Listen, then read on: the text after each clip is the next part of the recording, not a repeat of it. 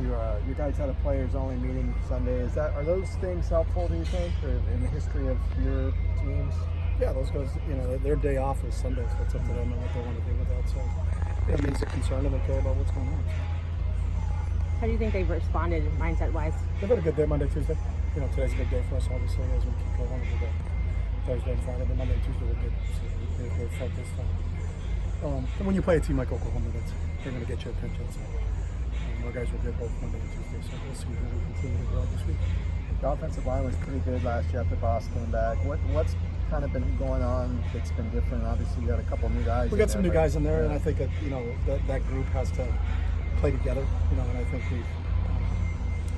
we got some new players in there. And, Alec didn't play in game one, but played in game two. Sean's played his first few college football games, so just some guys getting their feet wet playing, and the longer they get reps and get a chance to play with each other, the better they have an understanding. The one thing was those other four guys played along until Boss came in game four and joined them. So, but Mike and Andre played on their side together, and Jake played with Chris. So, in any group, it's trying to get some continuity and get those guys to make sure they're on the same page. So instead of having to talk about a look, they actually kind of intuitively know what they're going to do with that look. So it's just a matter of repetitions and getting those guys quality reps against good opponents. How's Alves doing? Mike's still struggling with his back, so we'll see what he is, but he will not play this week. What about Darnay? Darnay's practiced the last couple of days, and obviously we're going to see how Wednesday. This is a big day for us. Wednesday, Thursday, and Friday, but he has practiced on Monday and Tuesday. Martin Andrews? He's been in and out the last 2 days. What is he dealing with? Like, you had Greg Dulcich caught a touchdown pass. Is he somebody that you might put on scholarship based on his production? We don't talk about that publicly, so we deal with everything in private. Obviously, practices and games are different, but have you seen some continuity, some consistency in the last Yeah, our year? guys are getting better and understanding how to practice. Again, when you get 87 freshmen and sophomores, it's still a young group, so every day is a new day for them. Whether it was their first away game or first home game, which they've gotten a chance to experience both of that, but it's a matter of putting those good days on top of each other. Experience is a huge deal in anything, and I think there's some of these guys are gaining their experience. There's a lot of on-the-job training going on, and they're taking advantage of it, but you obviously can't manufacture what a game scenario is like because the risk rewards are like different. You can make a mistake in practice, you just reload and run the play again. You make a mistake in a game, that's a huge deal. So learning how to deal with those situations is what our players are learning and growing about as a team right now. When you have a young roster like this, do you have to temper emotions sometimes when you start 0-2? Yeah, not everything is dramatic, as I think some people kind of put the emphasis on it. We all are beneficial from hindsight, but you don't have the ability to have hindsight when you just got here. So you can't look over. These guys can't say, hey, when we were 0-2 a couple years ago. I mean, they're all new to everything. Everything's new to them, so everything's a new day and a new experience, and they've got to grow from each one of those experiences they have, and that's how we all learn as people. So go out and try to give it our best effort, and then figure out, was it good enough or not good enough, and if it wasn't good enough, what mistakes did we make, and how do we correct those mistakes. Martel Irby came on strongly in the last year. Had 3 carries in 2 games. What's been the difference there? Excuse me? Martel Irby has not had much. Josh Kelly and Dimitri Felton. He's got 2 kids ahead of him, so that's been the deal there. What about Matt Lynch? You moved him for more.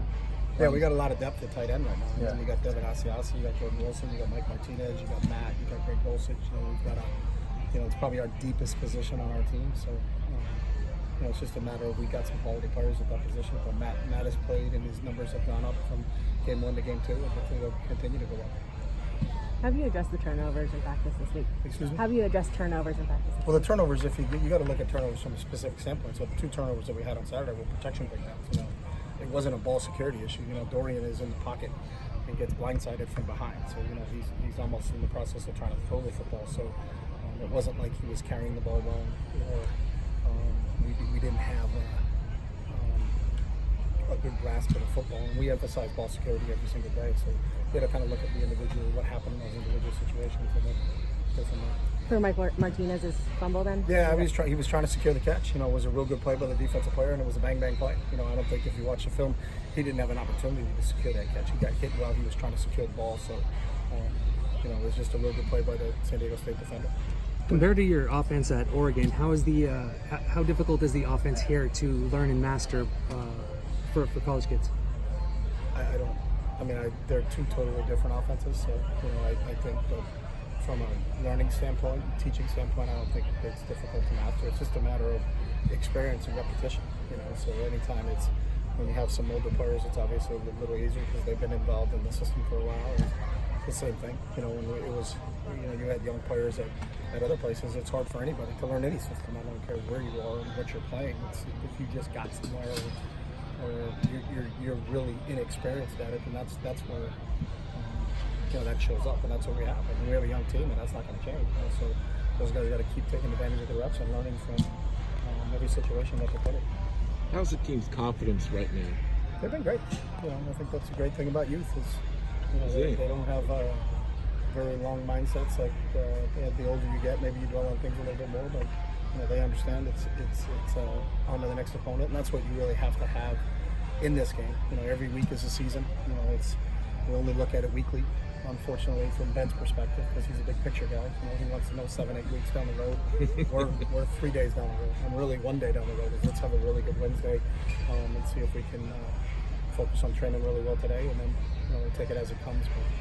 But I don't think it's beneficial to any of those guys to really look down the road or that long term, because it doesn't benefit you. You're wasting your energy on something that's not in your control. So what goes on in week 7, really you shouldn't be concentrating on that when you're in week 3. Week 3, you should concentrate on week 3. And I think young guys probably do a better job than older people at that. So I think we try to always see big picture, but those guys are they're just concerned with the next 2 hours out here in the fields. Wait, did you just say we always try to see a big picture? We all do that. We all Okay. think picture. Okay, That's I the thought you were a great part about it. micro No, we are a micro operation, but you personally and myself, we're all big picture guys, but Okay. we have to focus. We can't be lured in by that. You know what I mean? It's like the guys that are lured in by looking at their phone all the time. Put your phone down and enjoy what's going on right now. You know what I mean? So that's what we're trying to get accomplished. Everybody else wants to see what's going on in the future. You're anxious about the future. You're anxious about the future, and you don't want to be anxious about the future. You just want to live in the present. Is that tough for you? No, I mean, I've always been an in the present guy, so I'm not concerned with in the past. What you're concerned with is how do I learn from it, and then if you're always anxious about the future, you actually don't enjoy the past. I mean, enjoy the present, and enjoying the present's the fun thing. We love practice. We love getting out here and teaching and working with our players, and that's the fun part of it. You talk to guys about when you're in the off season, what do they wait for? We can't wait for the season to start. So when you're in the season, you're not waiting for the off season to start. You're waiting to just get back out the field with your guys and play a little football. How much do you like the challenge of having number 5 team in the country coming to the Rose Bowl? You like the challenge of anybody you play, and I think again you try to put perspective on things. I don't care who it is. There's not one team we can look forward to. There's not one team we can look past. We're not in that boat, and it wasn't that way either. When I was on teams that were really successful, that were ranked 1 and 2 in the country, we took everybody very, very seriously. The cool part about college football is you get to play 1 game a week. So why would you think about anything else? This isn't baseball where you're playing 162. You get 12 opportunities at this thing. So, we relish the opportunity to play really, really good teams. We played 2 really good teams, and we had an opportunity to play a really good team again this week, and that's the fun part. Our guys, had a great experience when they went to Oklahoma last year. That was a great venue to play in and a great team. You had to play against a Heisman Trophy winner. Those are the things you remember. We played a lot of games when I was at Oregon. I don't think you remember when you played against some 1AA team and beat them by 60. The guys don't talk about that. They talk about going to Tennessee and winning at Tennessee. They talk about going to Michigan and winning at Michigan. Those are the games that you kind of relish, and that's what this deal's all about. But when it's Oklahoma coming in, whether they were ranked 5, 15, or 25, it's Oklahoma. So our kids would be really excited about playing against Oklahoma. Did you feel like you had a talent advantage in those first 2 games? What's that? Did you feel like you had a talent advantage in those? I've never looked at a game from a talent advantage disadvantage. If you do that, then shame on you. I don't think anybody looks at it when you're coaching as like, oh, we have more talent than them. It never happens that way. If that happens, you're going to get your tail kicked. So I don't think anybody ever has that perspective. That's a bad perspective to have if you're a coach. If you think our talent's better than their talent, because that's not going to happen. You have the last question. Defensively, compared to when you saw Oklahoma last year, what differences have you seen with Alex? It's a whole different scheme. Alex came in and it's changed from what they were doing in the past. They were more of a 3-4 operation. Now they're more of a 4-down operation. There's a lot of movement across the front. A lot of the defensive line moves and twists and they're on the run all the time. I think they're probably playing a little bit man on the back end. But it's a totally different operation. It's a lot similar to what he was doing when he was at Washington State. And that's not what they were doing before. So it's really different drastically different. We didn't watch any of Oklahoma's defensive games from last year just because the whole system was changed.